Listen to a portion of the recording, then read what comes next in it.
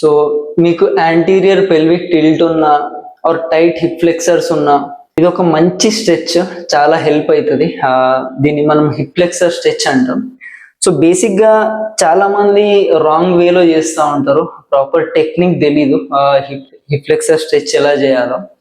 So basic గా అందరు ఎలా చేస్తారంటే ఇట్లా ఫ్రంట్ కి బెండ్ అయిపోతా ఉంటారు మొత్తం. బేసిక్ గా ఎక్కడ పడుతుందో దేన్ని స్ట్రెచ్ చేస్తున్నారో కూడా క్లారిటీ ఉండదు.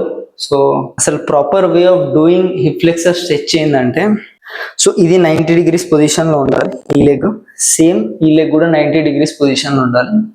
అండ్ మీ పెల్విస్ ఎప్పుడు పోస్టీరియర్ పెల్విక్ టిల్ట్ లో ఉండాలి, స్క్వీజ్ అయి ఉండాలి ముందుకి. అండ్ మీ బట్స్ కూడా ఎప్పుడు టైట్ ఉండాలి, స్క్వీజ్ చేసి ఉండాలి.